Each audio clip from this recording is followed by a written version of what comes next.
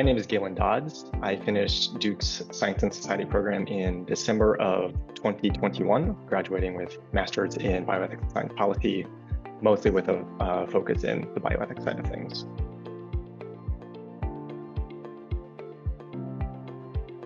Since graduation, I took a job as a research associate at BioMADE. As a research associate, I provide back-end research support to a whole slate of our programmatic areas.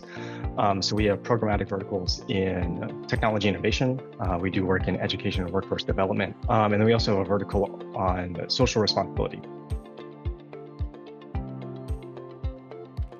The great thing about Duke is that you get to dabble in all sorts of little things across the various schools. And so I took a bunch of classes across the various schools that have fed into the various programmatic work that we do at BioMADE. Within our 4S program, we do sort of understanding ethical implications. So a lot of the core bioethics and tech ethics work that the Duke program focuses on was instrumental in understanding the landscape of ethical principles related to technology use.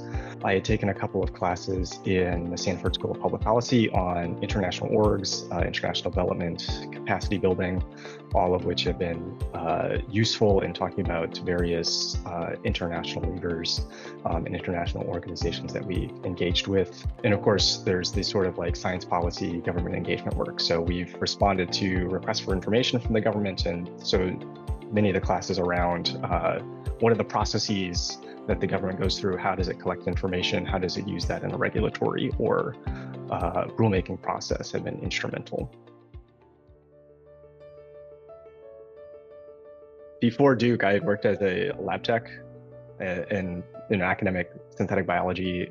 And this is, about the time that CRISPR was really gaining steam. Everyone was talking about oh, are we going to design our babies or wreck the environment with gene drives or whatever? And I was like, oh, we clearly need more people doing ethical work. And so I went to Duke to sort of talk about some of that. And of course, this was then the start of the pandemic. And it's oh, there are clearly bigger issues than just very simple technology use. And so I thought I wanted to do other things that were not just how does an academic use synthetic biology ethically? Very soon after I started at BioMADE, we had two actually big projects coming through for me that were directly applicable or directly built upon some of the work that I had done at Duke. First was a ethical landscape around biotechnology uses. From that, then generated a initial working set of ethical principles for how we should use engineering biology, how we should use biomanufacturing technologies to better serve society's needs. And then at about the same time, the White House and the Office of Science and Technology Policy had released a new executive order on building out the biomanufacturing and bioindustrial ecosystems. Based on my taking a BUZZ's class on the comment and rulemaking process, I was shunted in to be the sort of lead on our effort to respond to this RFI. So it was really cool to see the process work in real time, where the federal government wants to collect information and use that information to then start policy making. And the Duke classwork was instrumental for our responses. It sort of set a standard for this is how this process works. These are the types of things that agencies will be looking for in a response. And this is the standard of work that you need to meet in order to adequately respond to some of these solicitations. In responding to these RFIs, it is really sort of hit and miss. There are these people like the CEO of the company who worked in DC for a long time and are very intimately familiar with how this process works. And then there's everyone else. So it was actually a nice little leg up to see or have a greater background information on how these sorts of things actually work in practice.